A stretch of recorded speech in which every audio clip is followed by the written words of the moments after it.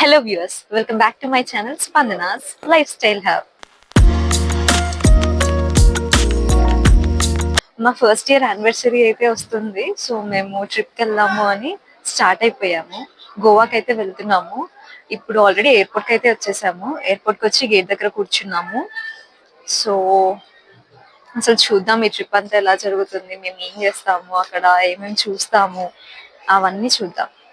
Flight దగ్గరికి అయితే వెళ్తున్నాము. ఫ్లైట్ ఆల్మోస్ట్ నిండిపోయిందని అనుకుంటా, బికాస్ చాలా మంది అయితే ఉన్నారు.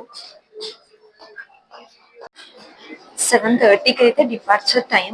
ఇప్పుడు ఆల్రెడీ 7:06 అయితే అవుతుంది. ఇంకా ఫ్లైట్ డోర్స్ అయితే ఓపెన్ చేయలేదు. ఇక్కడ వెయిట్ చేస్తున్నాము. ఇంకా మేము ఫ్లైట్ అయితే బోర్డ్ అయ్యాము. బోర్డ్ అయ్యాక మేము చాలా ఎక్సైటెడ్ గా ఉండే అనమాట. ఆ వ్యూస్ అవన్నీ చూసి చాలా ఎంజాయ్ చేసాము. చాలా పీస్ఫుల్ గా అనిపించింది. ఇంకా వన్స్ ఎయిర్పోర్ట్ దగ్గరికి రీచ్ అయ్యాక అక్కడ ర్యాపిడో, ఊబర్, ఓలా లాంటివి ఏమి ఉండవు. అక్కడ ఓన్లీ ప్రైవేట్ క్యాబ్స్ ఉంటాయి అండ్ లిమిటెడ్ యాప్స్ ఉంటాయి అనమాట. మేమైతే గోవా మైల్స్ అనే యాప్ లో క్యాబ్ బుక్ చేసుకున్నాము.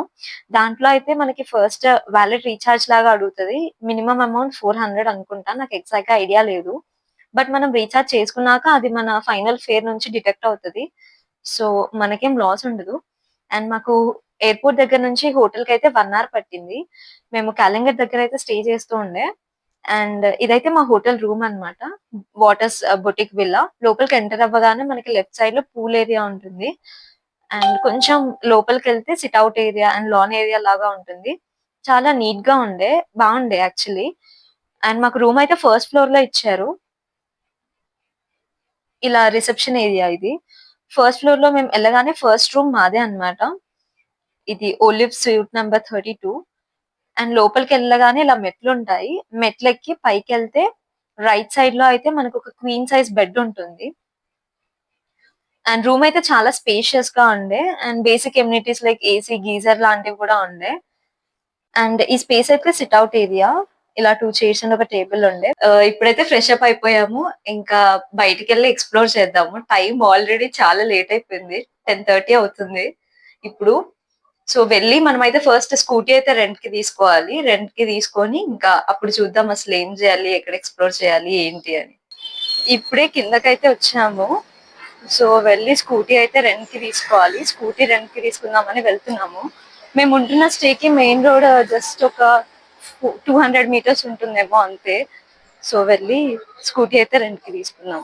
ఇక్కడైతే చాలా స్కూటీస్ ఉన్నాయి. ఇదైతే 350 పర్ డే అంట. అక్కడ ఉంది కదా, అదైతే 450 పర్ డే అంట.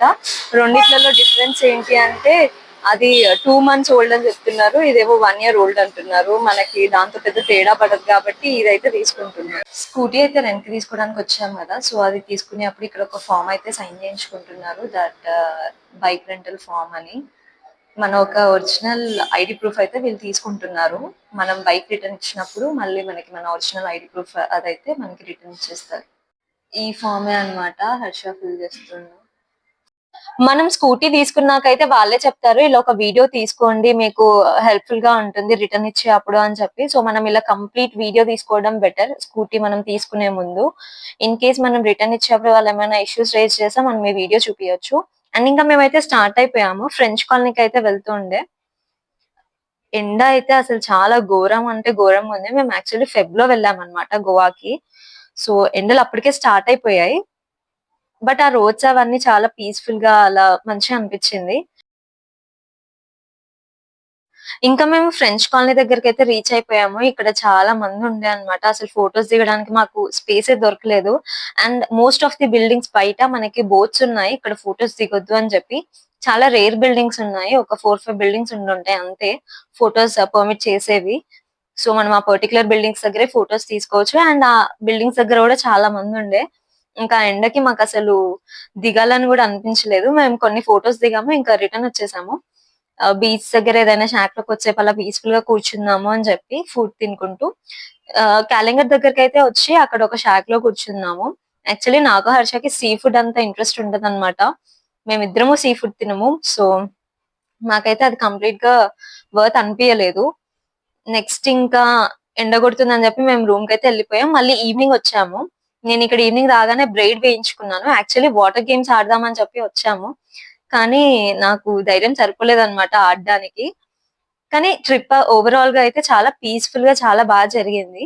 బీచ్ దగ్గర ఈవినింగ్ క్యాండిల్ లైట్ డిన్నర్స్ అలా ఉంటాయి.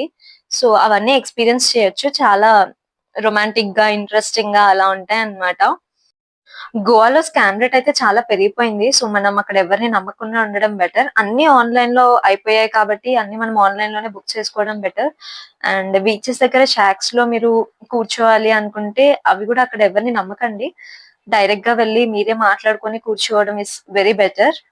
And stay tune for more interesting blogs. ఇంకా ఫ్యూచర్ లో అయితే లాంగ్ వీడియోస్ కొంచెం ఇంకా ఇంట్రెస్టింగ్ గా ఉండబోతున్నాయి. అది మీకు నెక్స్ట్ షార్ట్ లో రిలీజ్ చేస్తాను. So stay tuned and subscribe.